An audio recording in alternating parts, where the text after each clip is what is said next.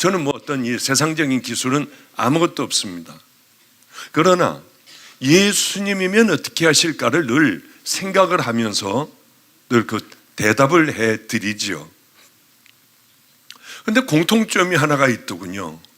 어떤 사람, 제가 제일 많이 상담을 한 사람이 그냥 뭐 끈질기게 어려서부터 태어나면서부터 저 이북에서 태어나서 뭐 자라면서 뭐 이 박정희 시대 때 고통당하고 전두환 시대 때 고통당하고 그것도 외갓집은 어땠고 뭐 이거 엄청 길어지겠구나 하는데 이 안에 한이 맺혀 있는 거예요, 사람이요. 그러니까 이 사람은 늘 눈 뜨면은 보는 사람이 있으면 그 얘기만 하는 거예요. 그 얘기만 가만히 보니까 한이 맺혔기 때문에요.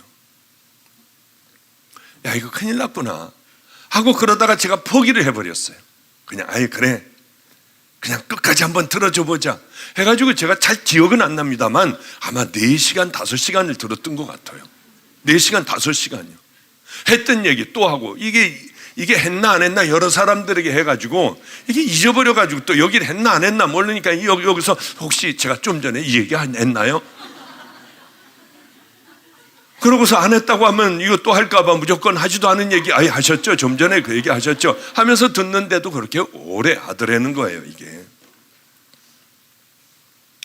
나이 든 사람은요, 한 얘기 한지도 모르고 또 하고 그리고 저하고 상담한지도 모르고 또 들어와서 또 그 얘기를 또 하고요. 연세 많으신 분들이 들어오면 저 얘기 또 하겠구나 저분 하면 틀림없이 그분 다시 또 그 얘기를 하고 한 번만 상담하시면 되고 나머지는 다른 사람들에게 좀 양보를 하셔야 하는데 하는 사람들이 계속 이렇게 많이 들어오시는 경우가 있습니다. 젊은 분들은요, 참 보면은 좋은 사람들이 있는데 본인이 상담할 걸 잊어버릴까봐 딱 메모를 해와요. 딱 이렇게 메모를 하고 그러면서 첫 번째는 이 질문입니다 하면 얼른 간단하게 질문을 해드리고 두 번째는 이겁니다 하고 열심히 또 받아 적어요. 어떤 사람은 상담한다고 하고 들어와가지고 자기 얘기만 시큰해요. 여기 또 성경 말씀까지 집어넣어가면 이거 설교인가 아니면 간증인가 앉아서 그렇게 예 할렐루야 예 아멘 아멘 하고 제가 얘기할 기회도 안 드리고 그러면 참 감사했대요 오늘 이렇게 들어주셔서 그러고 나가는데 저분 왜 왔을까? 하여튼 그런데 이렇게 참 와서 간단하게 얘기해 주면 무슨 얘기인지 너무 많이 상담을 해보니까 그저 요점만 한마디만 딱 얘기해 주면 다 알아먹어요. 무슨 얘기인지 다 알아먹어요. 나이가 많이 먹으면 몇 가지 증상이 있어요. 옛날 얘기를 그렇게 다들 하더라고요. 옛날 얘기. 요즘 일어난 얘기를 가지고 목사님 이 문제가 있습니다. 이 문제를 기도해 주십시오. 이 문제는 제가 어떻게 해야 됩니까? 이러면 얘기를 해 드릴 텐데 그게 아니고 옛날 얘기를 자꾸 대부분의 사람들을 만나보면 옛날 얘기를 해요. 저희 아버님을 만나봬도 야 말이야 내가 말이야 예전에 말이야 이렇게 이 길을 걸어가는데 재밌어요. 그분은 어쩌면 그렇게 얘기를 재밌게 하는지요. 그냥 가는데 내가 떡을 먹고 싶은데 말이야 이게 돈이 없어요. 그냥 저놈의 떡을 좀 이랬으면 얼마나 좋겠냐. 이게 재밌어서 저도 빨려 들어가요. 그냥 얼마나 그냥 맛있게 그냥 떡을 먹는 것서부터요. 이놈의 떡을 먹을 때 씹을 때 여기 달라붙잖니 그러면 손가락으로 이걸 하고 얼마나 재밌게 하시는지 몰라요. 설교하실 땐 제가 안 들어봤어요. 그래서 잘 모르겠습니다만은 어떻게 하시는지 모르지만은요. 옛날 얘기를 참 많이 했어요. 한 번은 아버님 부산에 이제 있는 머무시는 곳에 가봤는데 떡들이 다 곰팡이 난 떡들이 하여튼 여기저기 냉장고에도 떡이 가득 여기저기 가득 왜 이렇게 떡을 이렇게 버리시고 웬 떡이에요? 내가 말이야 여기만 오면은 시장을 다니는 맛에 여기저기 시장 다니면 아주머니들이 떡 파는 그 골목이 있대요. 아주머니들이 쭉 떡을 판대요. 바다다가 내가 저 어렸을 때 일본을 가게 됐는데 아버지가 달랑 차비만 주셔가지고 일본을 가라고 해서 일본을 탈 배를 이제 거기까지 황해도 연백에서부터 와가지고 이제 배를 타려고 하는데 배가 그렇게 고프더래. 어린아이가 밥값도 제대로 안 주셔가지고. 근데 그 떡장사들이 일본 가는 배에 그냥 막 떡을 와서 팔고 그러는데 다들 이 모자를 쓴 애들서부터 자기 또래 그 신사들서부터 떡을 사 먹는데 배고파가지고 그냥 난간에서 그 떡 파는 사람들만 보고 이렇게 그냥 떡 먹는 사람들만 보고 있었는데 어느 떡 파는 아주머니 한 분이 이제 거의 이제 뿌 하고 이제 배가 떠나려고 하니까 아버지를 계속 보고 있었던지요, 떡을 갖다가 이거 애따 이 떡 먹어라, 떡 먹으라고 하더래요. 그래서 얼른 잡아다가 얼마나 맛있게 먹었는지 모른대요. 그런데 내 나이가 이제 90이 되고 보니 그 아주머니의 생각이 나서 언젠가 한 번은 부산에 있는 이렇게 골목으로 시장을 가는데 떡 파는 아주머니들이 있는데 그 아주머니들이 생각이 나서 이건 도무지 그냥 지나갈 수가 없더래요. 그 근처를 가면 항상 가서 이 아주머니에게도 사고 저 아주머니에도 사고 저 사람에게 사가지고 와서 갖다 놓은 게 여기저기 놓고 떡들이 이렇게 꽉 차게 됐다고 하는 얘기를 하시더라고요. 근데 얘기하실 때 보면은 항상 그때의 옛날 어렸을 때 얘기, 또 많은 나이 연세에 드신 분들하고 얘기를 해보면 그랬지 하고 항상 옛날 얘기, 이 얘기하는 거예요. 이게 나이 먹은 사람들의 특징입니다. 왜 옛날 얘기를 이렇게 하실까? 저도 안성 얘기를 참 많이 하잖아요. 안성에서 고생했을 때. 왜 그러냐면 앞날에 별 볼 일이 없는 거예요. 이제 앞날에는 소망도 없고 그냥 미래에 대해서 별 볼 일이 없으니까 옛날에 그 참 재밌었고 화려했고 그렇게 재밌었던 그 때의 얘기를 하는 것 아니겠습니까? 제가 믿음이 전혀 없었던 어린 시절이 있었어요. 교회는 싸움판이어서 저는 하나님이 없다고 생각하고 살아갔으니까 믿음이 하나도 없을 때죠. 그때 저희 아버님이 능력을 받으셨습니다. 이제 이렇게 해서는 안 되겠다고 생각하셔가지고 목회 이렇게 하다 안 되겠다 해가지고 산에 가서 굴을 파고 미숫가루하고 물들 갖다 놓고요, 산에서 안 나왔대요. 하나님 능력 주실 때까지 안 나가겠습니다 하다가 이제 성령의 불을 받고 그러고 내려오셔서 부흥 강사가 되셔서 이제 그 일들을 부흥 강사의 일을 하시기 시작하니까 아버님 주변에 누가 많이 모이느냐 하면 부흥 강사들이 그렇게 많이 모이셨어요. 저희 집이 아주 아지트가 돼서 부흥 강사분들 오셔가지고 뭐 그냥 쟁쟁한 그 시대에 가장 유명했던 분들이 마가의 다락방에 오셔서 여기서 집회들을 하시고 저희 아버님 댁에서 그렇게들 많이 이런 같이 놀고 얘기하실 때 어린 제 마음에 저거 가짜들이다 그렇게 생각했던 게, 야야 신목사 이거 봐 일어나, 이게 어떻게 하는 거냐면 말이야, 성령 받아라 하고 소리를 질러야 돼. 그러니까 이분은 그거보다도 툭툭툭툭툭툭툭 이게 좋은 거야. 이게 서로 다들 뭐 이러면서 받아라 할 때는 말이야, 받아라 이쪽에서 받아라 그러다 뒤집어지는 거야. 뭐 이런 얘기들 하는데 뭐야 저거, 어린 마음에요. 이분들 다 가짜들 아니야 하는 마음을 갖고 있었어요. 그런데 가짜건 진짜건 하여튼 알지 못하지만은 늘 부흥 대성회 이럴 때엔 교회가 발칵 뒤집히는 거예요. 그냥 옛날에는요, 저 어렸을 때는 뒤집어져요. 막 성령의 역사하시던 때인지 몰라서 그런지 몰라도 막 교회가 막 다 뒤집어져요. 이런 정도가 아니에요. 이런 정도가 아니었어요. 그런데 자기들의 죄들을 일어나서 막 고백을 하는 거예요. 여기저기서 막 일어나는 거예요. 난 참에 서리를 했다. 나는 물건을 훔쳤다. 난 돈 떼어먹었다. 난 며느리 저거 꼴보기 싫어 죽겠고, 난 며느리 구박했다. 뭐 난리들이 나요. 그냥 여기저기서 일어나서 울면서들 소리를 지르고요, 누구 걸 뺏었고, 어떤 사람은 사람까지 죽였어요. 별의별 일들이 거기 다 일어나는 거예요. 물론 이제 6.25 때고 뭐 그러니까요. 사람을 그냥 막 쳐 죽여버리고 자기가 살라고 찔러 죽여버리기도 하고 험한 세상들을 살아온 분들이었습니다.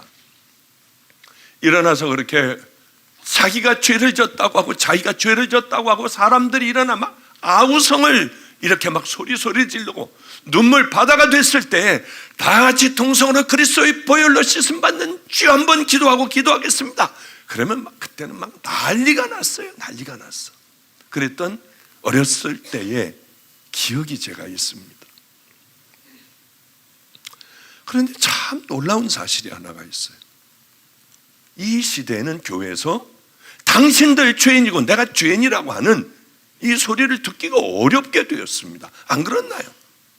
우리가 얼마나 쳐죽일 죄인인지, 벌레만도 못한 죄인이고 우리는 놔두면 지옥 갈 수밖에 없는 죄인이라고 하는 그런 소리를 전 그렇게 설교를 많이 들어보는데 이 설교를 듣기가 어렵다고 하는 거죠. 왜 이렇게 되었을까? 여기 신학생들이 꽤 있고 목사님들이 꽤 있습니다. 그런데요, 교회 성장학이라든가 설교학 이런 것들을 들어보면은 교인들이 싫어하는 얘기는 하지 말라고 해요.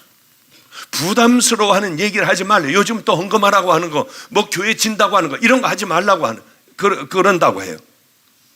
왜냐하면은 교인들이 얼마나 이게 교인 하나를 교인을 만드는 게 어려운데요. 그런데 교인이 놓쳐버리니까 축복 준다고 하고 마음 편안한 곳으로 또 예배드리기 아주 쾌적한 곳으로 다 옮겨가 버리니까, 그러니까 그런 얘기는 절대로 하지 말라고 하는 거예요. 그런데 긍정적인 소망을 주고 일어나서 또 걸어가게 하고 그리고 마음에 꿈을 심어주는 이런 교회들은 엄청나게 부흥을 하더군요. 미국도 마찬가지예요.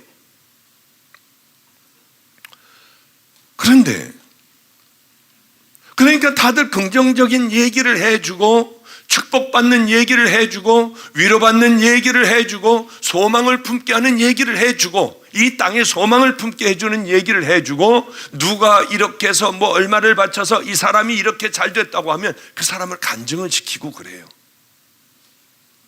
현대인들은, 이 시대의 사람들은 다들 자존감들이 낮습니다.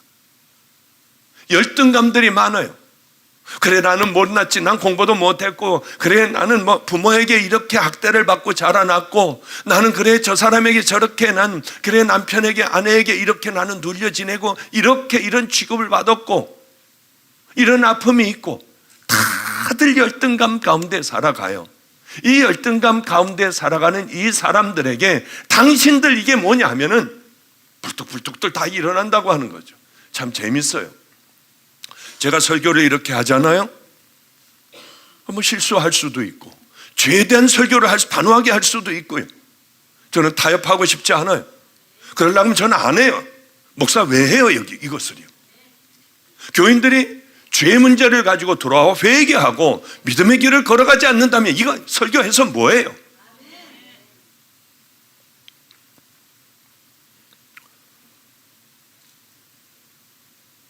그런데 많은 사람들이요, 열등감이 있으니까 이런 얘기들 하면 화를 내요. 화를 벌컥벌컥 내요. 그럼 남에게 어떻게 용서해달라, 내가 싫은 사람에게 어떻게 가서 하게, 그건 목사님 믿음 아니냐, 이러면서 막 얼마나 공격들을 많이 하는지 몰라요. 설교할 때마다. 그래서 얼마나 괴로운지 몰라요 사실은. 그러는 모양이다 해도 원색적인 비난들을 하고 하면은 힘이 떨어지는 건 사실이에요. 이게 왜 그러냐면 회개에 대한 얘기를 들어보질 못했기 때문에 오면은 이게 건드리니까 아픈 거죠. 옛날에는 어땠는 줄 압니까? 권사님이 딸이 하나가 있었는데요, 자꾸 이 딸이 전혀 예수를 믿지 않는 남자애를 좋아하고 자꾸 결혼하려고 하는 거예요. 그럼 목사님들이 뭐라고 하느냐면 안 됩니다. 나는 결혼주례 못 해줍니다. 하면 결혼주례 예식장 가서 하는 거예요. 결혼을 해버렸어요. 그러면 목사님이요, 당신은 1년 동안 성찬식 못 받습니다. 그러면 한 달에 한 번씩 성찬식을 할 때 이 권사님은 죄인인 줄 알고 가슴을 치며 엎드려 기도를 하고 있었어요. 그저 흐느껴 울며 내가 죄인이라고, 딸 잘못 길른 내가 죄인이라고 기도하고 있었어요. 요즘 같으면 여러분들 교회 나오기는 하겠습니까? 교회 옆 교회 뭐 더 당신 잘한다 당신 잘한다 하는 교회로 가겠죠. 그러니 이 시대는 그렇게커녕 죄에 대하여 거론도 못하게 됐어요. 거론도.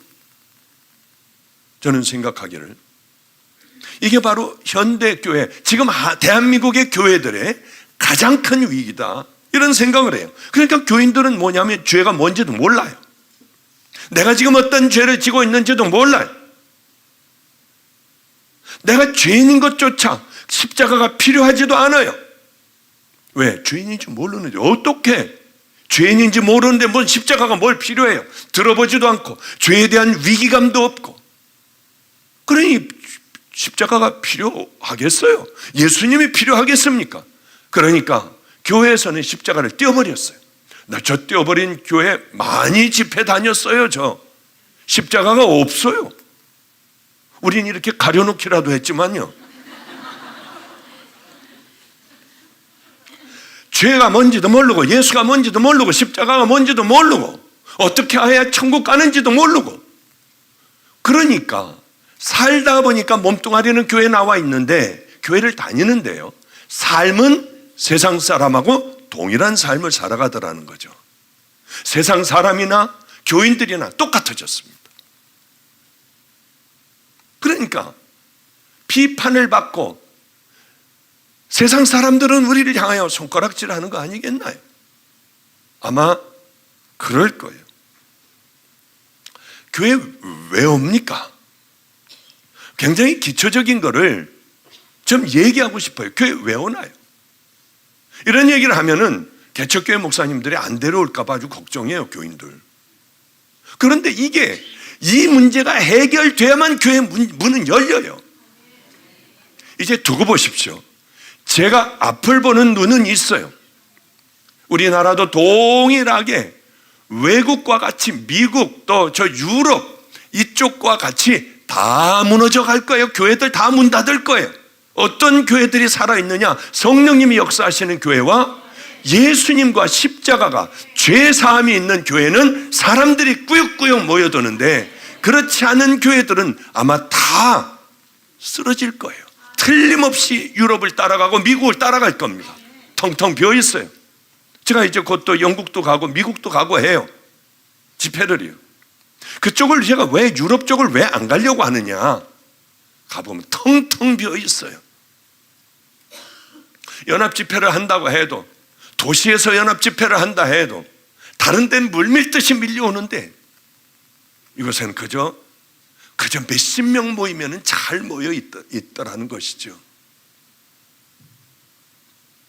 왜 그러냐면 정말 죄의 문제를 건드려 주지 않고 십자가가 무엇인가를 얘기를 하지 않으니 모임이 되어 그저 왔다 갔다 하다 세상과 똑같으니 슬그머니 나가 세상과 함께하며 나는 크리스찬이라고 얘기를 하는 거예요.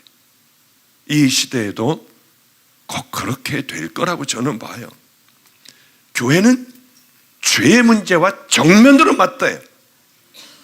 내가 얼마나 죄인인가를 깨닫고 엎드려 쓰러져 십자가를 붙잡고 주님을 부르는 게 그것이 교회예요.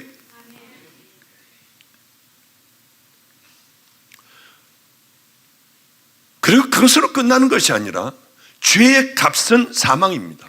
그건 지옥이에요. 여러분들이 이렇게 죄를 짓고 가만히 있다고 하면 그건 여러분들은 사망이고 지옥입니다. 죄를 지을 수밖에 없는 인생들이에요. 그런데 죄의 값을 우리는 치러야만 구원을 받을 수가 있는 거지요. 돈으로도 안 돼요. 이건 희생이 따라야 합니다. 죽어야 돼요. 내가 죄를 지었으면 하나님은 의로운 분이니까 저를 죽여버리셔야지, 죄는 그렇게 해서 끝나버리는 거예요. 그런데 이거 뭐 하나님께서 우리를 죽여버리실 수도 없고, 그렇기 때문에 뭐 했냐면 소나 양이나 염소나 뭐 이런 것들을 데리고 와서 염소에게 머리에다가 손을 얹고 내 모든 죄들을 다 고백을 해요. 그럼 이 내 모든 죄가 염소에게 들어가게 되죠. 그래서 광야에 나가 염소를 죽여버리는 거예요. 그래서 염소가 희생이 됨으로 말미암아 내 죄가 사해지는 거죠. 그게 구약의 죄사함의 방법이었습니다.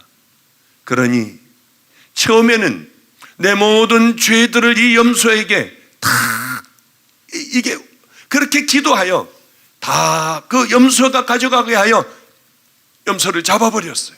그런데 이게 계속되니 아무렇지도 야야 한 마리 잡아, 한 마리 잡아. 야, 다 죄들 다 고백해. 야, 빨리 가서 잡아, 빨리 가서 잡아.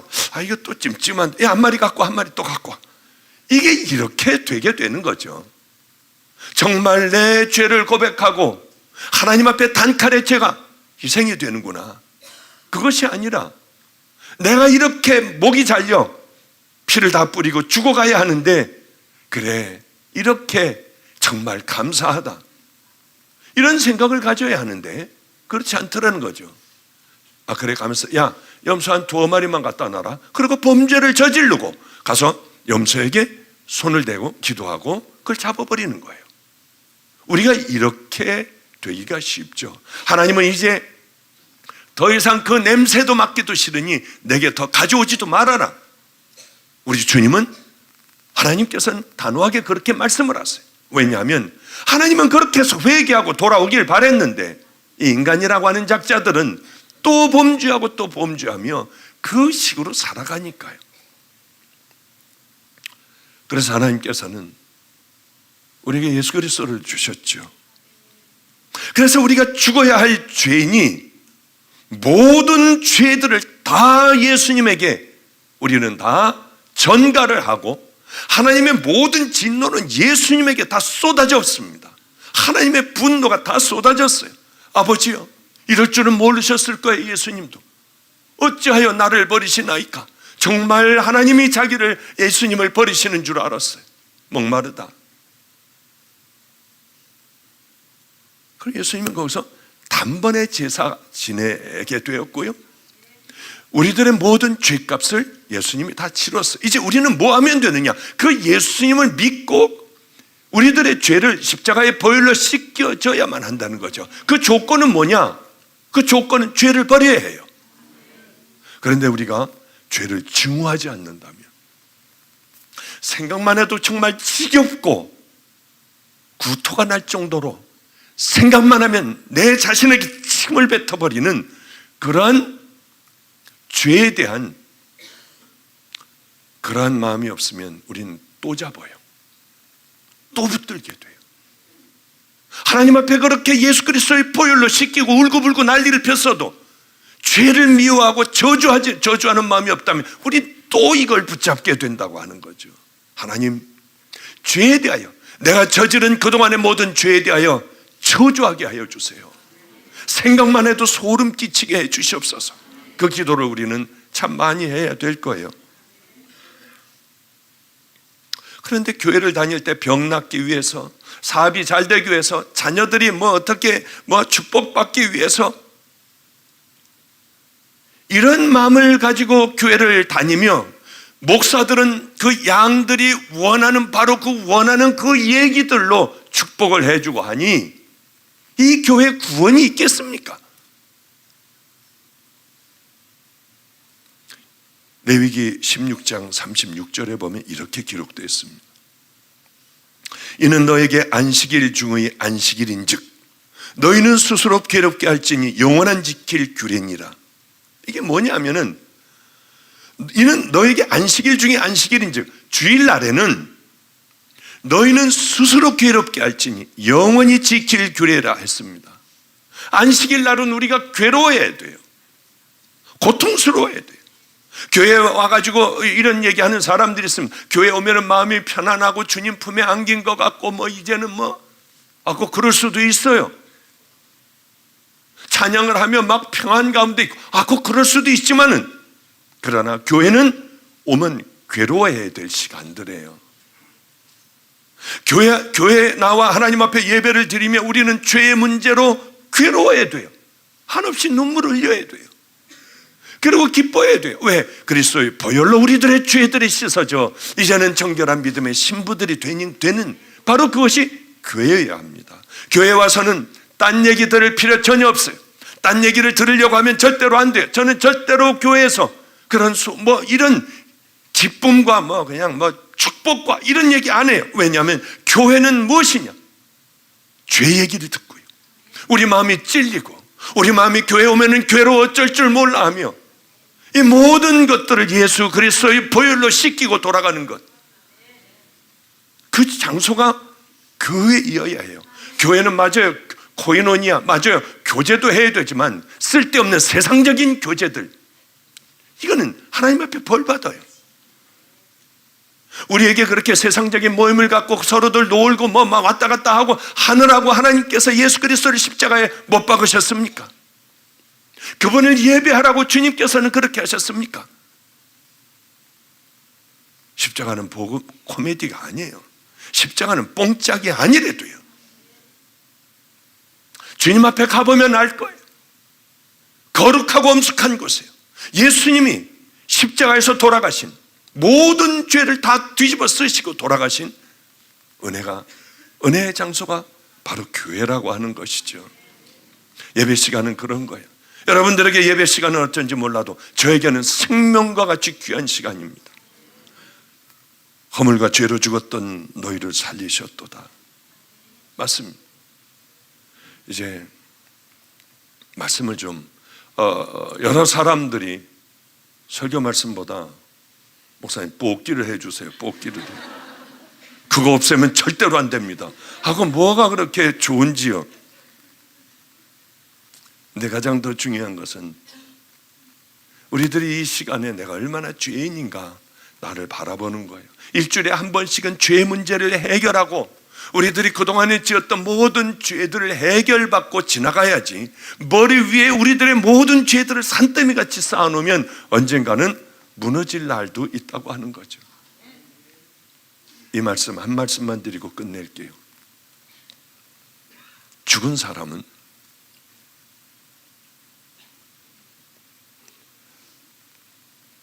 아무렇지도 않아요. 욕을 해도 아무렇지도 않고 감동적인 말씀을 해도 죽은 사람은 끄떡 안 하고 아무렇지도 않아요. 영적으로 죽은 사람은 교회에서 어떤 줄 압니까? 죄 얘기를 해도 아무렇지도 않은 거예요. 왜? 죽었으니까요. 아무 두려움도 없어요. 이러니 와서 아무렇지도 않게 그저 시시덕거리고 예배 드리고 아무렇지도 않게들 모여서 그저 놀다가 먹고 그리고 돌아가는 것 아니겠습니까? 10년, 20년, 30년 복음을 들어도 죽어있지 않은 거겠어요? 죽어있지 않겠어요? 왜? 영혼이 죽었기 때문에. 내가 그렇다고 하면 하나님 앞에 이 밤에 다시 한번 기도를 해야 돼요. 하나님, 나 살려주세요. 이것이 두렵고 무섭고 여러분에게 떨려야 합니다. 그래야 우리는 살아날 수가 있는 것이죠. 하나님 앞에, 하나님 맞아요, 죄의 삭은 사망이고 하나님의 귀한 은사는 그리스도 예수 우리 주 안에 있는 영생입니다. 맞습니다. 영원한 생명을 위하여 우린 이렇게 오늘 이 밤에도 모였어요. 개척교회 목사님들 계시다면, 오랫동안 여러분들이 목회를 했는데 잘 안 된다면 염려하지 마시고 그 때를 기다리십시오. 어떤 때냐? 하나님이 함께하여 주시는 그때. 다른 것은 다 무너져도 복음을 전하고 죄를 전하고 십자가를 전하며 천국과 지옥, 유치하다고 하는 천국과 지옥, 좁은 길, 우리 주님이 기뻐하시는 그 길, 주님이 기뻐하시는 그 일들, 이것들을 얘기하면, 이것을 말씀으로 언제나 넘치면 그 교회는 몇 터지게 하나님이 들어오십니다. 하나님이 또한 많은 하나님의 자녀들을 모아주실 거예요. 왜냐하면 하나님이 목말라 하는 이 땅의 교회들이기 때문에요. 결국은 하나님이 승리하시는 은혜의 귀한 자녀들이 될 수 있을 겁니다. 자, 이제 드디어 여러분들이 원하시는 그 시간이 왔는데 제가 이런 얘기를 했어요. 야, 애들이 목사님 설교 준비도 그냥 짧게 하시고 좋죠? 아니에요. 왜냐하면 저는 성령님이 함께 해달라고 하고 이렇게 뽑아요. 저는 이게 읽어보지도 않아요. 그런데 오늘은 얘가요, 이렇게 별표로 해놓은 게 있어요. 그건 뭐냐면 한 4장 정도 갖고, 오늘도 뭐 좀 이렇게 들어오니, 목사님. 그래? 그런데 제가 모르고 야, 그거 한 장 줘봐라 하고 읽었어요. 읽는데요. 이거는 꼭 좀 내가 얘기를 해줘야 될 부분이다. 그리고 여기다 별표를 좀 해놔라. 그리고 내려가서 나머지 다 받아오는 것 여기다가 놔라.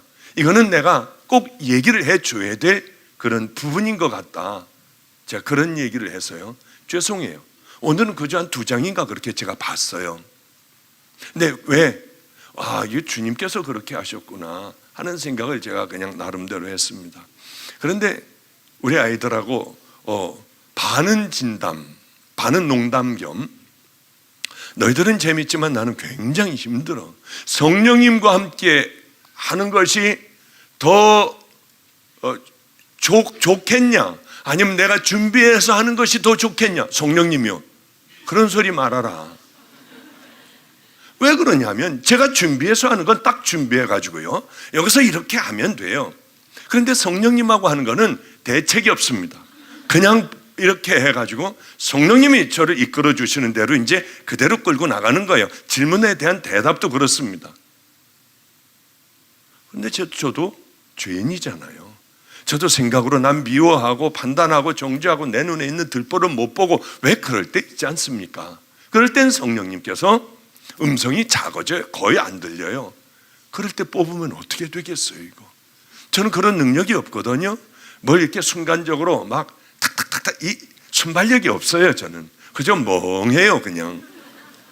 그러니 여러분들이 이해해 주셔야 될 건, 제가 이렇게 보고 제가 대답을 못하고 어리버리 하면은, 저 목사님은 또 죄졌구나. 그래서 우리 주님이 지금 이렇게 말씀을 안 들려주시는걸 하면은 틀림없을 겁니다. 그러니 저도 두렵고 떨리는 마음으로 이렇게 이 시간을 맞게 되는데, 다들 좋아하는 시간이지만 저에게는 정말 가슴이 벌렁거리는, 주님이 함께 해주실까 안 할까 하는 그런 시간이에요. 이 성령님하고 함께 하다 보면은 죄를 짓잖아요. 그 음성이 작아져요. 그리고 꼭 안 들릴 때도 있고요. 그러면 뭐 죽으라고 또 기도해야 되고, 뭐 또 이거 잘못이었나 저거 잘못이었나. 정말 이 성령님과 동행은 정말 힘든 과정들이고 어렵구나, 이거는. 근데 이거는 무슨 얘기인지 알아듣는 사람 이 안에 있고, 모르는 사람들은 아마 죽어도 모를 거야. 이건 뭔 얘기야 할 거야 아마.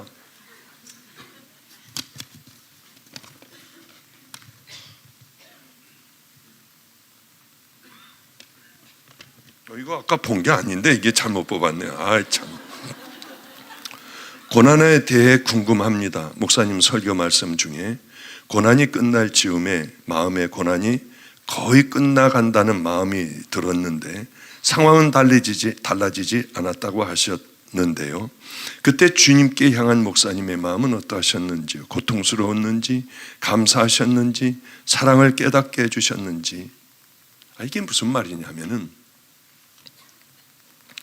제가 안성에서 있을 때 너무 힘든 그 세월이 주님 만나고 좀 풀어질 줄 알았는데 계속 고난인 거예요.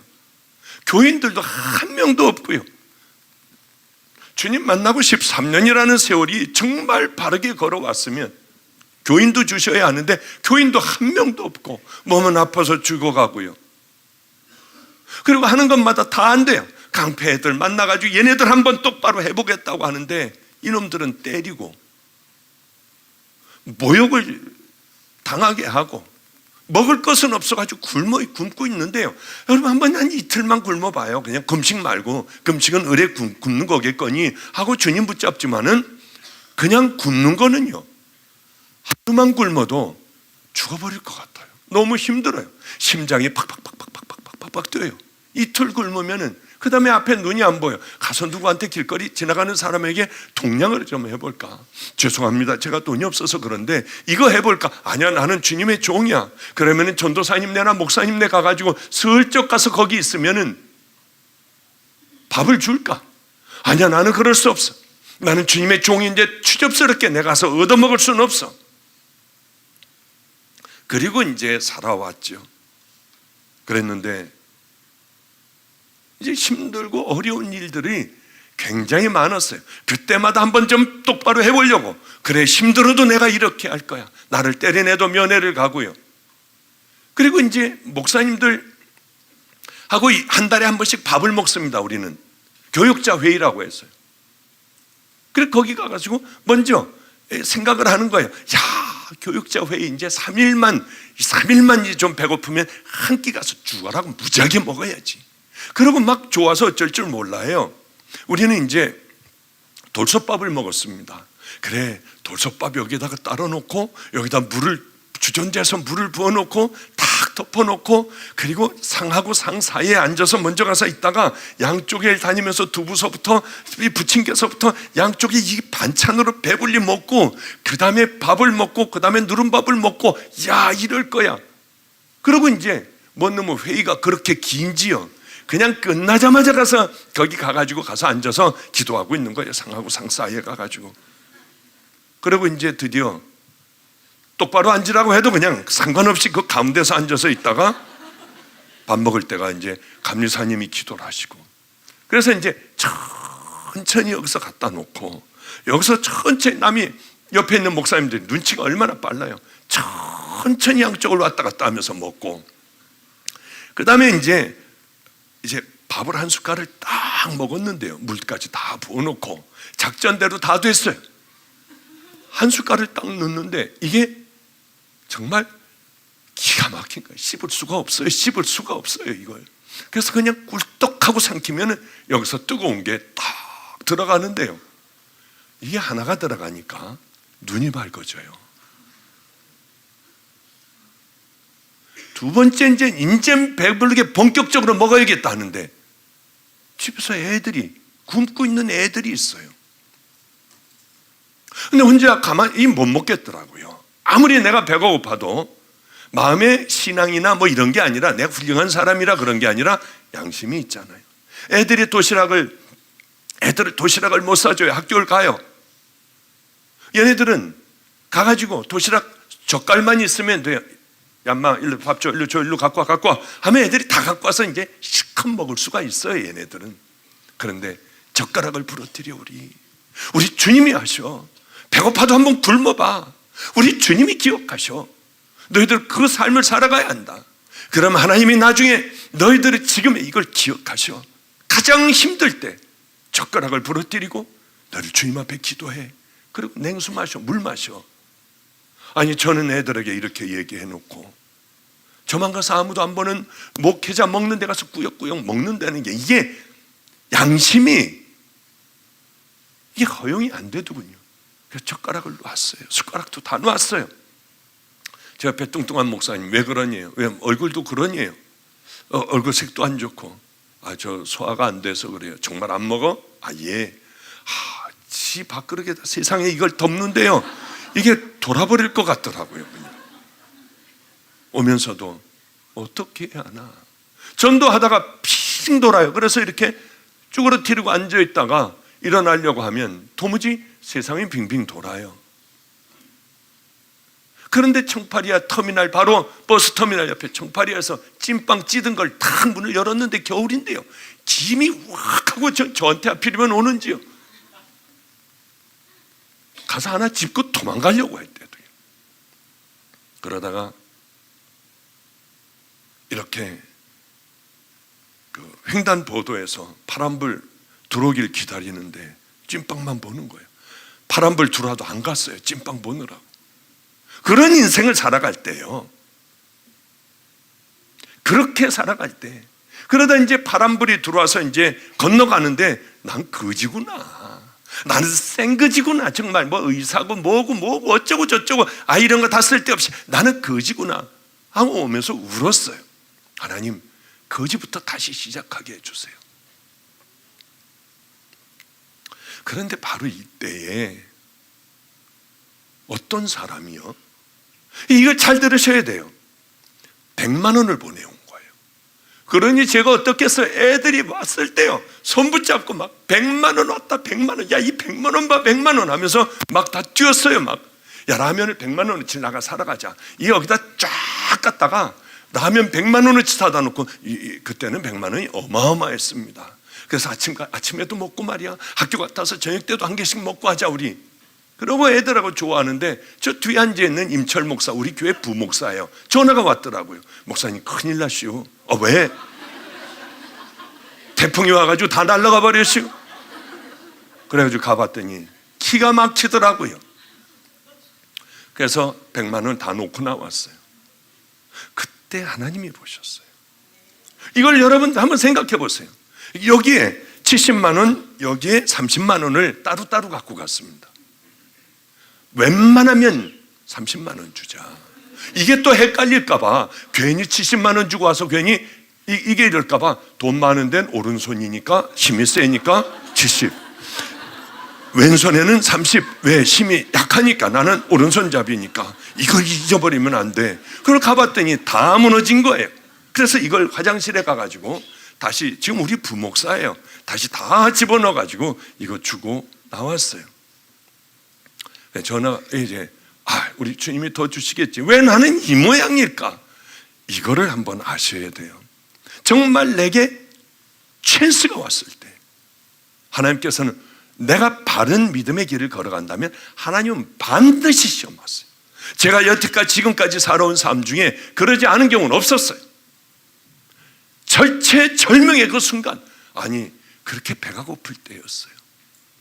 그때 100만 원이에요. 그래서 주님은 보세요. 저는 그걸 알았어요. 화장실 가서 다 주고, 그리고 오면서 거지 같은 놈, 10만 원이라도 빼놓지 거지 같은 놈, 이러고 와요. 이제 올 때는요. 그러나 더 주실 거야. 안 주시더군요. 그런데 한참 시간이 지났어요. 정말 제 처음에 그렇게 받아본 게 그때예요. 처음으로 받은 거예요. 200만 원을 누가 주더군요. 이야, 드디어 이게 100만 원을 줬더니 2배로 들어왔다. 맞다 하는데 또 전화가 왔어요. 제 임목사가. 왜 그러냐면 이제 다 됐대요. 목사님 오셔가지고 말씀 좀 전해달래요. 거기 가봐야. 지금 왜 가요? 전 그런 데는 안 갑니다. 왜냐하면 이거 목사님이 이렇게 돈을 주셔가지고 이게 이렇게 되고, 그 자리는 왜 가요? 갈 필요가 없잖아요. 전 욕을 많이 먹었어요. 돈만 보낸다고, 물건만 보내고 사람은 나타나지 않는다고. 왜? 나타나면은 이 목사님 이게 감사하고 할렐루야 우리가 살았어요. 그 소리 들을 이유가 뭐가 있어요? 그냥 안 들어도 그만, 들어도 그만인데, 듣고서 저는 그렇게 생각합니다. 내가 선행을 베풀고 짜장면 한 그릇이라도 먹으면 그럼 주님에게 받을 거 없을 거 아니에요. 그걸 왜 받아요? 안 가요. 전 욕먹어도 안 가요. 아예 그냥 도와준 인간들하고는 아주 고개 돌려버려. 어쩔 수 없이 찾아서 문 열고 들어오면 그거 어쩔 수 없죠. 그러나 제가 인사받으러 간 적은 없어요. 그리고 여러분의 절체절명의 순간에, 그때 딱 하나님께서 내 앞을 딱 지나가게 하시는 거 있다면 잘 기억하세요. 내 이익을 다 던져버리세요. 그리고 하나님이 기뻐하실 것을 해버리면 돼요. 200만 원이 왔는데 이제는 무조건 라면부터 무조건 사놓고 보자 하고 전화 받았는데 이제 또 온 거예요. 이게 기가 막혀요. 어떻게 됐나? 목사님 다 됐습니다. 와서 설교해 주시죠. 근데 물어보지 말아야 될 걸 물어봤어요. 그 나오는데 러닝셔츠 입고 다 주고 가던 그 청년은 뭐야? 아예 대학원 다니는 전도사님이고 개척교회를 하고 있는데 당뇨병입니다. 그런데 이번에 학비가 없어서 학교를 관둔답니다. 학비가 얼마인데? 200만 원이요. 진짜요? 200만 원이래요. 근데 또 이게 마음에 와서 다 걸리더군요. 그래? 그러면 나는 빼. 누구누구 엄마가 자기 아들 위해서 기도해달라고 하고 나한테 보낸 돈인데, 내가 임목사한테 온라인으로 보낼 테니까 나는 쏙 빼버리고 그 사람들을 기도해달라고 하고 줘. 그래서 끝나버렸어요. 이런 일련의 몇 가지의 일들이 있는데 이상하게요, 이제 다 끝났다. 고난이 왜 이런 생각이 들까? 이 말도 안 되지. 이게 무슨 고난이야? 내가 살아가는 방법이지. 근데 왜 자꾸 이제 다 됐네, 이제 거의 다 터널을 통과했고 이 앞이 환한 앞이 있네. 아니, 전도를 하려고 해도 그 생각, 자려고 해도 그 생각, 이 생각이 자꾸 나지만은 늘 그 고난은 그 다음 날도 계속됐어요. 또 그 다음 날도 계속되고요. 그러던 어느 날, 그 다 얘기할 수는 없지만 그러던 어느 날이요, 애들 학교를 보내고 무릎을 꿇고 있는데 내 종아, 내 종아, 그런 소리가 들렸어요. 주님이구나 알고 엎드려서 전 그냥 아무 대답도 못하고 너무 서러웠어요. 13년 동안의 그 삶이 너무 기가 막혀 엎드려서 소리내고 그냥 참을 수가 없더군요. 그냥 저는 원래 소리내고 안 울어요. 그냥 속으로 그냥 꿀떡꿀떡 울고 말죠. 뭐 여기서 뭐 눈물을 흘리고 그러질 않아요. 아버님에게 매를 맞아가며 남자놈이 울었다가는 난 맞아 죽을 줄 알아. 그리고 몽댕이를 들고서 눈물을 흘리기만 해봐. 그 왜 날 그렇게 키우셨어요? 강하고 담대하게 키우려고 했지. 근데 그것 때문에 이 마음에는 아직도 절대로 울어서는 안 된다는 게 이 안에 어려서부터 있었어요. 어쨌든 간에 그런 참 기가 막힌 힘든 일을 겪고 내 종아하시는데 눈물이 얼마나 나는지요. 그때는 막 통곡을 했어요. 통곡을 했어요. 여러분들에게 간증하지 못한 것들이 여기 80%예요. 80%. 하나님하고 저거만 클러봐야 될 것들이 여기 대부분이에요. 너희들은 몰라. 이 안에 뭐가 있는지 너희들은 몰라. 제가 우리 아이들에게 늘 그렇게 얘기합니다. 그런데 그때는 악을 쓰고 울었어요. 엎드려서 한없이 울었어요. 주님의 말씀은 계속됐습니다. 내 종아, 내가 다 봤다. 우리들의 삶 속에 그것이 저기에는 큰 믿음이에요. 내 몽학선생이 되어 있어요. 내가 다 봤다. 하나님은 여러분들이 어떤 일들을 하며 어떻게 살아가시는지 하나님은 다 아세요. 모르시는 것 같죠? 우리가 잊어버려도 하나님은 하나 잊어버리시는 것이 없어요. 회개한 죄만큼은 다 잃어버리시지만은 그러나 우리들이 지은 모든 죄들은 하나님은 일일이 다 기억하고 계신다고 하는 것이죠. 내가 다 봤다. 얼마나 더 울었는지 몰라요. 그때서부터 막 여기 시험이 들기 시작하는데요. 그럼 왜 밥을 안 주셨을까? 그럼 왜 깡패들에게 도망갈 때 왜 날 붙잡게 하셨을까? 별의별 생각이 없어. 이게 참 주책이죠. 막 그때 막 서러우니까 막 다 생각이 나는 거예요. 그러면 주마등같이 탁탁탁탁 지나가게 하셨고요. 제 그 삶들을 지나가게 하셨고 하나님은 저를 쓰시겠다고 하셨어요. 그러면서 이제 그 후에 너는 이제 이것을 떠나게 될 거야. 내가 너를 들어 쓰기 시작할 거다 하면서 저는 인천에 오게 되었고 상상하지도 못하는 지금 여기까지 오게 되었죠. 질문은 두려워 말고 기다리세요. 하나님의 때를 기다리세요. 내가 정말 바른 믿음의 길을 걸어가고 결단하고 걸어가며 하나님의 때를 기다리시면은 그 때는 반드시 옵니다. 그런데 만약에 내가 죽는 그날까지 그 때가 안 왔다고 해봐요. 그것도 감사하잖아요. 안 쓰시면 어때요? 하늘나라의 모든 상급 다 쌓아놓고 우리 주님 앞에 가서 많은 면류관을 받으면 되잖아요. 안 쓰셔도 괜찮고 나를 쓰신다고 하면 열심히 일하면 되고요. 그런데 솔직한 얘기로 인간적인 얘기 한번 해볼게요. 쓰임 안 받는 게 훨씬 행복해요. 이 땅에선 훨씬 행복해요. 쓰임 받으면요 너무 힘든 싸움이에요. 나하고의 싸움이 늘 통곡하는 싸움이에요. 눈물 흘리는 싸움이에요. 피눈물 흘리는 싸움이에요. 얼마나 정말 바로 가기가 어려운 줄 아세요? 그거는 제가 상상할 수가 없어요. 가장 사랑하는 것도 잘라버려야 되고요.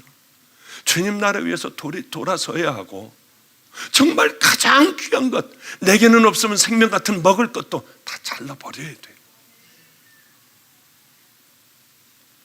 하나님 앞에 쓰임받는 믿음의 사람들 행복한 것 같습니까? 이 땅의 삶으로 보면은요, 사도 바울이 참 행복할까요? 그렇지 않아요. 하나님의 사람들 다 거꾸로 막 십자가에 못 박혀 죽고 창에 찔려 죽고 짐승들이 다 뜯어먹어 죽고 그것도 굴 속으로 돌아다니고 짐승같이 살아갔어요. 근데 사람들은 뭘 원하느냐? 그 안에 들어가 있는 보화는 다 팔아 살 생각은 안 하고 그것들만, 겉으로 나타난 화려한 것들만 따라가려고 애를 써요. 이건 참 바보 같은 일들이죠. 거기에 대한 대가는 혹독하게 치러요. 그러나 만군의 여호와 하나님, 이 땅을 모든 것들을 만드신 하나님이 우리를 사랑하신다 하고 나 같은 벌레만도 못한 것을 쓰신다고 하니 그저 충성할 따름이죠. 예, 기다리십시오. 그러나 그저 기다리는 것이 아니라 죽도록 하나님 사랑하는 마음으로 하나님이 원하시는 바로 그 일들을 하면서 기다리시면은 쓰지 않으셔도 괜찮아요. 쓰실 때 여러분의 생명을 드리면 될 겁니다.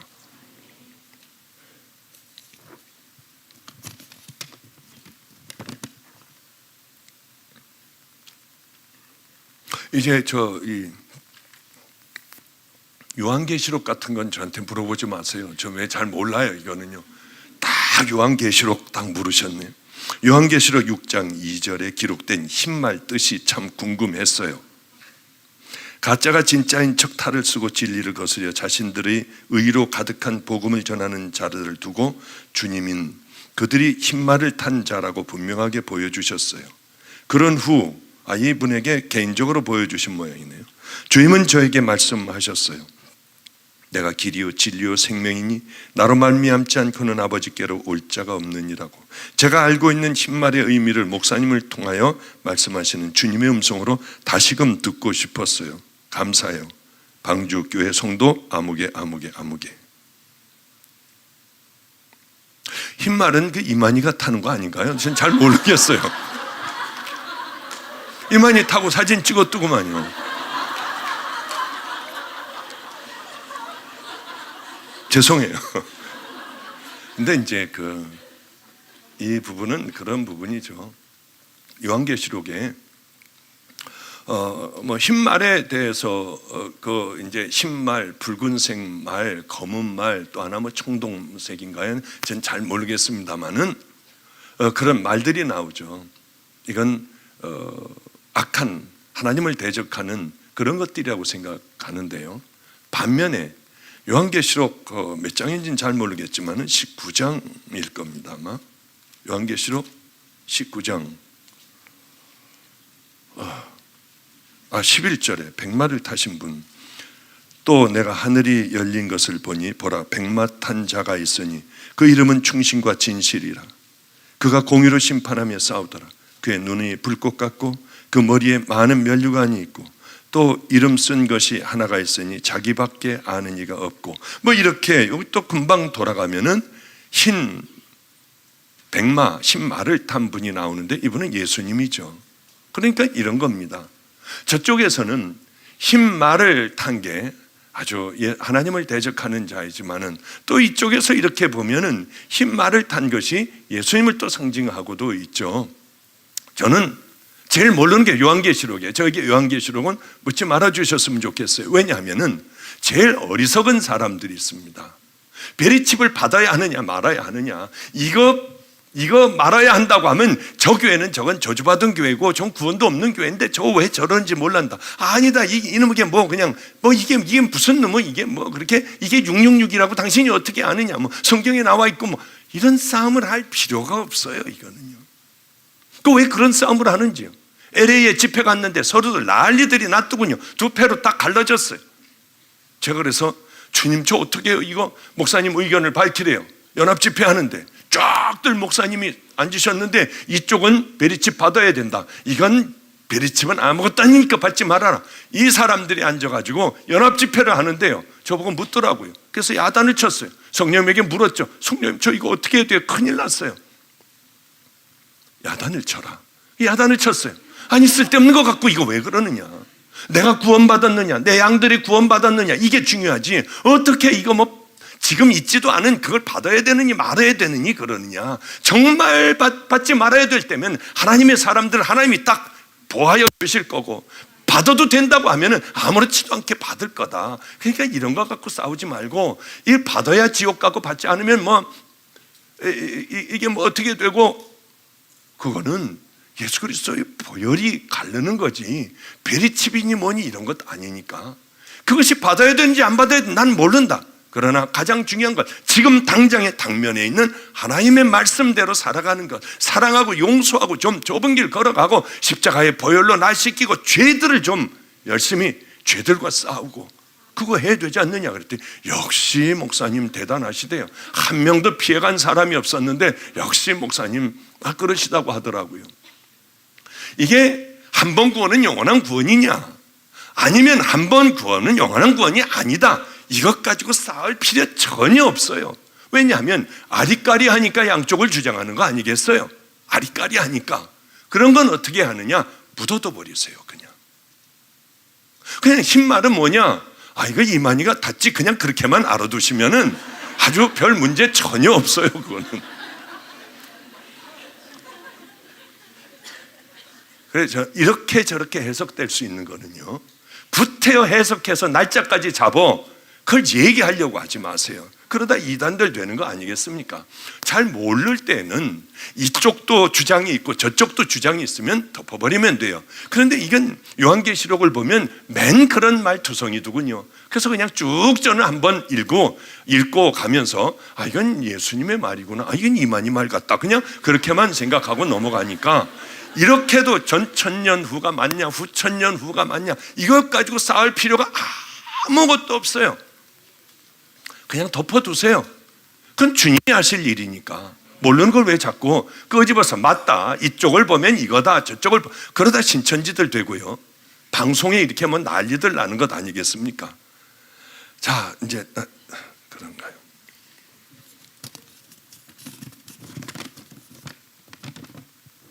저는 사기 말 암 환자인데 하나님께 마음 깊이 기도를 하고 싶은데 아무 소리도 기도도 되지가 않아요. 외쳐 애원하고 싶은데 기도하려 하면 머릿속에 아무 생각이 나질 않아요. 하나님께 전해지는 기도는 어떻게 해야 하나요? 여러분, 이건 우리들과 동일한, 여러분들도 궁금한 문제일 거예요. 그런데 여러분들이 아니라 이분에게는 왜 심각하냐, 뭐 여기 앉아 계시겠죠. 좀 전에 받아온 거니까. 이분에게는 왜 심각하느냐, 그것은 다른데 심각한 게 아니라 이분에게는 이제 생명이 얼마 안 남았어요. 암 사기면은 의학적으로 볼 때는 끝난 상황입니다. 이제 하나님 앞에 가야 해요. 그러니까 이분이 하나님께 마음 깊은 기도를 드리고 싶어 죽겠는데 아무리 소리를 질러도 그냥 입술로만 소리 지르는 거지, 이 마음이 그렇지 않다고 하는 거예요. 이런 때가 얼마나 많아요. 그러면 박 목사는 기도할 때마다 눈물 콧물 흘리고 가슴이 찌릿찌릿하고 뭐 그냥 하나님 사랑해서 어쩔 줄 모르느냐? 아니에요. 저도 대부분 이분 같아요. 에이 설마, 정말이에요. 저도 정말 그래요. 그냥 거룩하고 자비로우신 우리 하나님께서 저를 붙들어 주시사 오늘도 하나님 승리하는 하루의 이 일들을 딴 생각해도 줄줄줄줄 나와요. 저는요 뭐 하도 오래 기도를 해가지고 딴 생각하며 남들 이렇게 입으로는요 자비로우신 우리 하나님 아버지여, 부족한 죄인은 사랑의 종이 되게 하여 주시고 거룩한 은혜의 종이 되게 하여 주시옵시며, 그러면서 이쪽으로 난 그 자식이 그럴 수가 있어 나한테? 정말이에요. 저는 용서받지 못하려면 하나님 아버지께서 우리에게 은혜를 베풀어 주시옵소서. 저도 이거 하고 있으면서요, 저 못된 놈, 저건 아주 생각만 하면 저 짜증나는 놈이야. 이 문제를 어떻게 이렇게 만들 수가 있어. 저도 그래요. 만약에 저는 딱 앉으면은 성령님이 저를 딱 둘러쳐 주시고 제가 기도할 때마다 막 그냥 옆에 막 겁도 움직이고 말이에요. 뭐 그런 거 없어요. 저도 기도할 때요, 이런 짜증난 저런 죽일 놈 같으니 어떻게 저럴 수가 있나 저놈이. 그러다가 보면 제가 깜짝 놀라요. 기도하다가 제가 이 짓 하고 있으니까 거룩하신 우리 주님 용서해 주세요. 왜 이러는지 모르겠어요. 저도 이럴 때도 굉장히 많아요. 제가 늘 말씀드리잖아요. 여기서 교회에서 열심히 한 3시간 기도하고 이제 일어나야겠다 하는데 그때 저렇게 문을 딱 열고 들어오는 거예요. 그때야 들어오는 거예요. 제가 기도할 때 좀 와가지고 한 2시간 전에 1시간 전에 와서 좀 봤으면 좋을 텐데 하필이면 일어나려고 하는데 발지하러 일어나려고 하는데 그때 딱 들어오니까 저도 모르게 후닥닥 다시 앉더라고요. 그냥 그리고 머리를 흔들고 제가 이걸 붙잡고 이걸 이렇게 흔들고 있는 거예요. 얼마나 제가 짜증이 났던지 몰라요. 내가 지금 뭐하고 앉아있지? 진짜 그랬어요. 주님, 저는 지금 대가리를 흔들고 있어요. 정말이에요. 이런 제가 너무나 짜증이 났어요. 다시는 우리 아이들도 제가 기도하는 모습 못 봤어요. 그 이후에 저는 안 보여요. 문 다 잠그고. 하나님, 절대 제 기도하는 모습 여기서 어쩔 수 없지만은 기도하는 모습 절대 안 보이겠어요. 이제 앞으로 절대 안 보이겠어요. 아마 제가 죽는 그날까지 우리 집에서 우리 아이들이나 누구나 저 기도하는 모습 못 볼 거예요. 기도하다가 누가 웃으면 벌떡 일어나 버려요. 왜냐하면 그 아픔이 있기 때문에. 가장 중요한 건 뭐냐? 이제 안 그러면 돼요. 그리고 저도 똑같아요. 위선도 있고요. 기도하다가 얼른 기도하는 척도 하기도 하고요. 사람들 오기만 하면 이걸 더 흔들 때도 있고요. 어떤 경우는 거룩하게 손도 들기도 하고요. 그러다 이게 죄인 줄 아는 거예요. 저도 이게 바리새인이구나, 이게 거짓된 거구나. 그런데 왜 그래도 기도할까요? 기도하다가 하루는 어쩌다가 한 달에 한 번은 딱 걸리는 게 깊은 기도에 들어가는 거예요. 그런데 그것마저도 안 해버린다고 하면 안 돼요. 그리고 아파 죽어가는 분이요, 염려하지 마세요. 육신의 고통이 있고 정말 괴로움이 있고 이제 두려움이 있고 이 모든 것들이 있으면 기도 안 돼요. 잘. 그러니 제일 어리석은 사람은 나는 그대 실컷 놀고 늙고 난 다음에 죽어갈 때 딱 해야겠다. 절대로 안 돼요. 미리 쌓아놔야 돼요. 그런데 염려하지 마십시오. 말기암 환자인데 하나님께 마음에 깊이 기도를 하고 싶은데 아무리 소리쳐도 안 돼요. 하나님은 그 마음을 이미 받으셨어요. 하나님은 여러분들이 마각을 쓰고 뜨겁고 그냥 이게 뜨끈뜨끈하고 그래야 여러분들의 기도를 받으시는 게 아니에요. 바로 이 마음이면 하나님께 마음 깊이를 하고 싶어 죽겠는데 아무리 소리를 질러도 안 돼요. 이미 하나님은 다 받으셨으니 염려하지 마세요. 그냥 소리 안 질르셔도 돼요. 이제 너 얼마나 힘드시겠어요. 들어누워서 그저 주님 이 한마디만 해도 우리 주님은 무슨 말씀인지 다 아세요. 얼마나 깊이 기도를 하고 싶은지 주님은 이미 다 아시니까 그저 주님 아시죠? 주님 저 아시죠? 이렇게만 기도해도 충분합니다. 이게 하나님께 전해지는 기도는 어떻게 해야 하나요? 지금 가장 귀한 기도를 하고 계세요. 그 기도의 끝만 놓치지 마세요. 그리고 하나님 마음으로 뜨겁게 하나님 기도할 수 있는, 눈물이 흐를 수 있는 그 기도하게 해주세요. 그리고 그렇게 기도하시면은 지금 이 상태로도 아파서 죽어가면서 하나님 앞에 깊은 기도를 하려고 하는 이 마음만 보시고도 우리 주님은 기뻐 어쩔 줄 몰라 하실 겁니다. 하나만 더 보고 우리 끝낼까요? 사랑하고 이건 목사님께서는 하나님 기뻐하시는 뜻대로 결정하고 행하시기까지 어떤 점검 과정을 거치시나요? 확증되기까지 시간이 걸리면 온전치 못한 순종, 즉 불순종이 되는 건가요? 저는 다르게 이렇게 다시 한번 읽어드릴게요. 목사님께서는 하나님이 기뻐하시는 뜻대로 결정하고 행하시기까지 어떤 점검 과정을 거치시나요? 그리고 확증되기까지 시간이 걸리면 온전치 못한 건가요? 이런 말씀입니다. 저는 그냥 살아가요.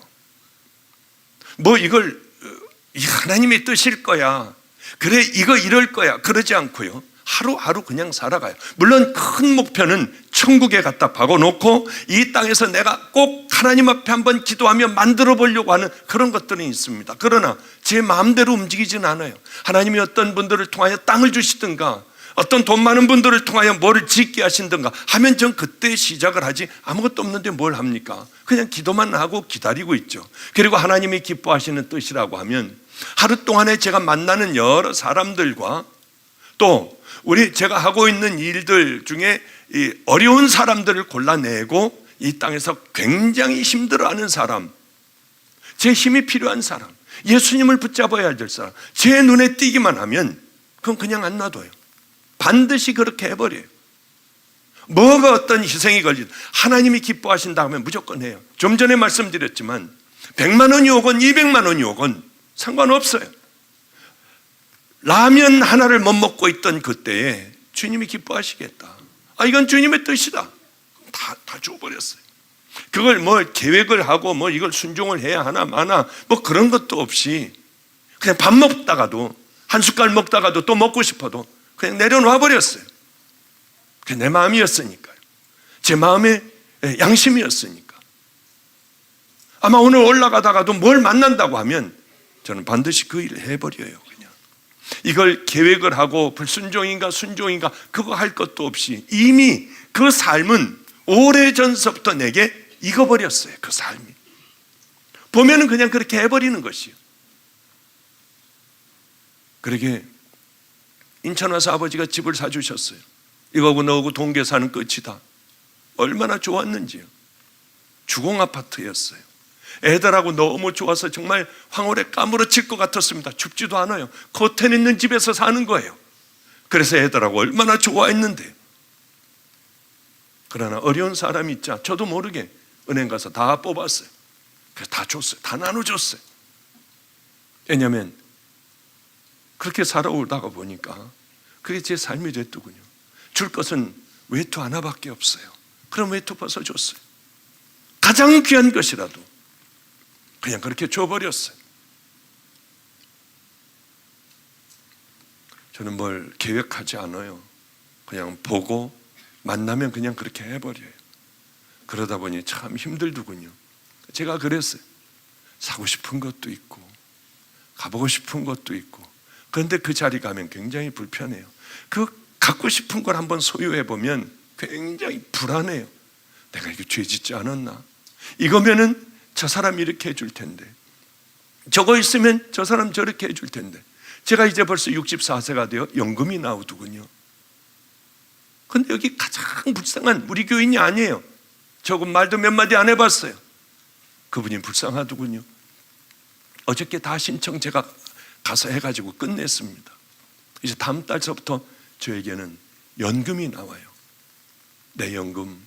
저분은 평생 가난하게 산 분 같아요. 정말 어렵게 산 분 같아요. 저분 계좌에 평생 내게 연금이 끊어질 그때까지 저분 계좌에다 다 넣어줘라. 그리고 내게는 한 푼 내게 들어오지 말게 해라. 저분에게 다 줘서 행복하게 살게 해라. 제가 우리 전도사, 우리 부목사에게 부탁을 해서 어제 그런 일들을 다 맞춰놨어요. 이제 또 감리교회 연금이 또 나올 것 같아요. 은퇴하면은. 그건 또 그 다음 가장 어려운 사람에게 평생 좀 돌아갈 수 있게 해주면 그분 얼마나 행복할까. 그런 생각을 그저 해요. 뭐가 저에게 들어오면 내게 있으면 그냥 그렇게 해버리면 하나님이 그 다음 나머지 삶은 때로는 이런 생각도 듭니다. 야, 나 이러다가 은퇴하고 쪽박 차는 거 아니야? 근데 나머지는 하나님이 전 분명히 다 해주세요. 제게는 든든한 예수 그리스도가 계시기에 그렇게 뭐 계획하고 그러질 않아요. 계획하고 생각하다 보면 아무것도 되는 일 없어요. 저에겐 눈에 띄는 대로 우리 주님이 기쁘시겠다고 하면 목숨을 걸고 그 길을 향해서 그냥 그렇게 확 다 저질러 버리세요. 그렇다고 하여 남편에게 맞아가지고 눈탱이 밤탱이 돼가지고 쫓겨나가지고 갈 데 없으면 안 되고, 내가 할 수 있는 정도의 범위 내에서는 우리 주님이 기뻐하신다고 하면 그렇게 하면 되겠죠. 마지막 하나 더 볼까요? 뭐 이게 그렇게 좋다고 하는데 저는 이게 왜 좋은지 모르겠어요. 뭐 이게 기네요. 믿지 않는 가족을 위해 중보 기도를 하고 있습니다. 그러나 저희 기도가 깊을수록 그의 태도는 완악하기 이를 데 없습니다. 물론 주님은 저희 기도에 응답하여 주셔서 그가 반드시 주님께 나아갈 테지만 죽기 전에만 구원받으면 되는 걸까요? 왼수 남편 같군요. 주님은 택하신 백성의 구원을 왜 늦추시는 걸까요? 기왕이면 빨리빨리 주님을 위하여 사용할 수 있게 그렇게 하시면 안 되는 걸까요? 우리 부모는요, 제가 태어나면 주의 종을 만들겠다고 하여 아들이 태어났을 때 기뻐 어쩔 줄을 몰랐대. 할아버지서부터 막 춤들 췄답니다. 왜? 딸만 있는, 제가 이제 장손이 되는 거예요. 장손이.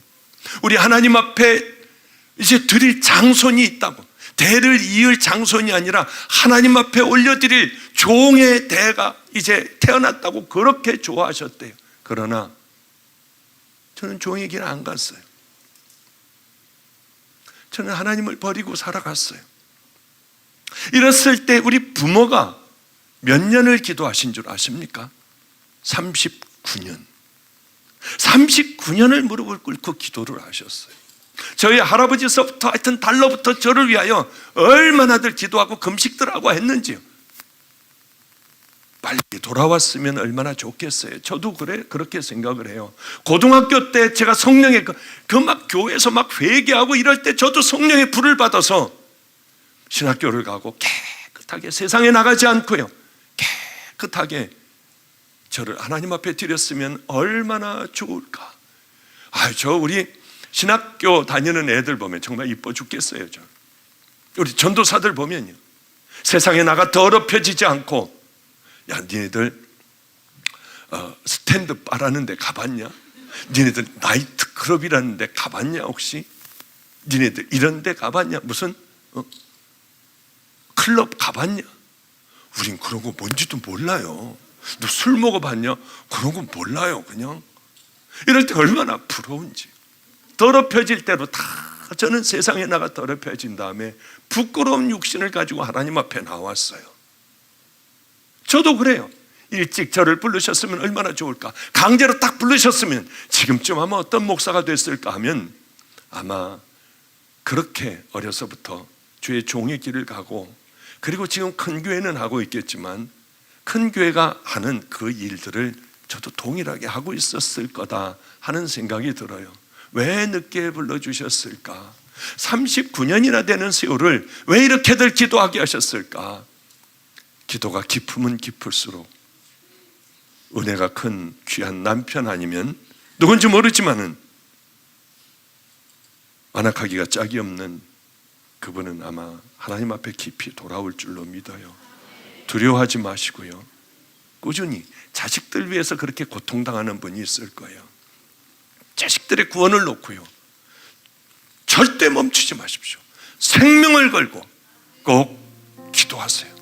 목숨 걸고 기도하면 저 같은 정말 더럽기가 짝이 없는, 전 저를 생각할 때마다 쓰레기, 벌레, 악취나는 오물, 저는 우리 주님 앞에 기도 올릴 때 그렇게 올려요. 그게 제 마음이니까.